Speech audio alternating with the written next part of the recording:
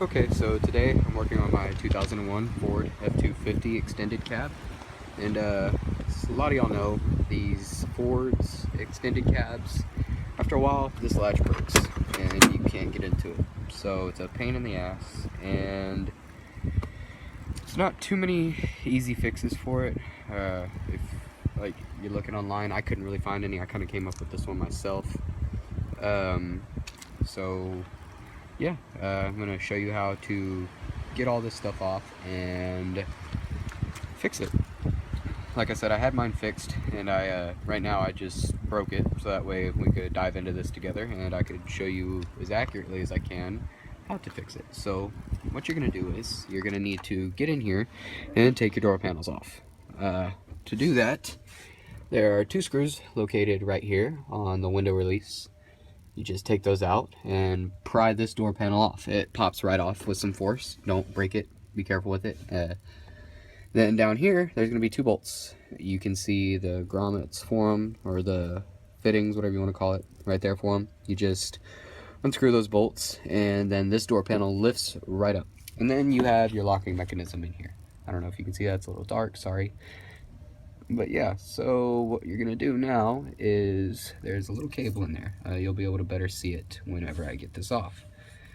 You can probably see it there. It's a little black cable running right through there, behind that metal pole. So you're gonna want to grab that, and you'll hear this door release. I'll be quiet so you can. Okay, now that that's open, most of y'all are gonna have to release the bottom one as well. Same as the top, just pull on it and it comes off. I already took mine off because I couldn't find a way to zip tie that to fix it, and I didn't need it. No wind gets into the cab. Everything turns out pretty nice. So it works now. That's all that I really care about. And yeah, so what you're gonna need is a screwdriver set to get all that stuff off, ratchet set to get the bolts off, Torx bolt to get the latches off, because you'll need to take those off on the bottom if you're going to do it my way, and then wire snippers for your zip ties. You're going to need zip ties, of course. And yes, so basically all you do is, now you can better see the cord in there. It's this black cable right here, and after a while there's a little piece that hooks into here, and it keeps the slack out of that cable, so that way when you pull this, the cable pulls and not the whole plastic sheathing around it. So what you're going to do is slide that plastic sheathing back into that little clip, and you're going to feed your zip tie under it. Okay, so feed your zip tie under it, and then you're going to bring their zip tie up back through this little hole right here. Get that. Don't go crazy and tighten it all the way right in the beginning, because there's some trial and error with it. If you get it too tight, it will not release this latch up here, and you're just gonna have to restart this all over again. So it's best to have several zip ties. So go ahead and close that and start tightening. So get it to around that area, I guess, not too tight, but just enough so you think it'll work. See, not tight enough. So just a little bit more. Okay, same, just a little bit more. We're getting somewhere. Just a little bit more.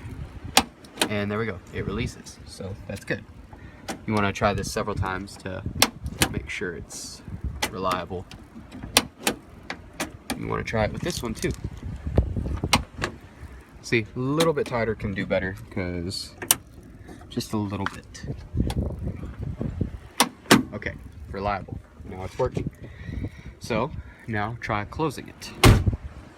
Okay, closed it, and hopefully it opens again.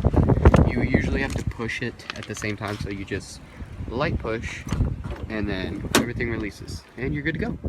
And that's really all you have to do. After that, you just do the simple cleanup stuff. Dispose of those properly, not on the ground like I just did. I don't know where that went. I'll pick it up later. Yeah, so that's a $3 fix for an $80 problem, because those latches, they're around $80 a piece, or at least they were at my Ford part dealership. I didn't feel like ordering new ones, so I just did that, and it works nice. So then after that, you put your door panels back on, which it's in the exact reverse way of putting them or taking them off. Just slide these little prongs right here back into their designated spots, and then put those 2 bolts back in. Same with the thing up here. You just put those prongs back into there, click them in. They click in, you can hit it, and they'll go right in. And then put the screws back in, and you're good to go. And you can open your doors. As you can see, it works. A little wobbly down here when you try and close it, but honestly, no big deal when you have the driver's side door closed.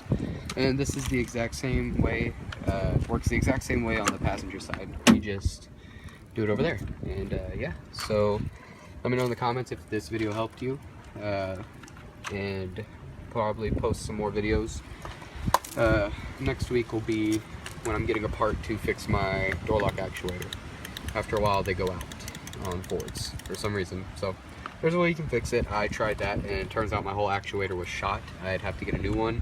So it's either that or something's wrong with my wiring. I didn't really feel like figuring out which one it was, so I went online and found a manual door locking conversion kit.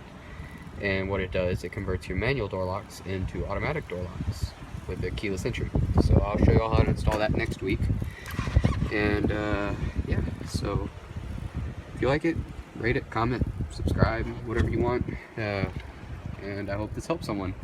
Have a good day.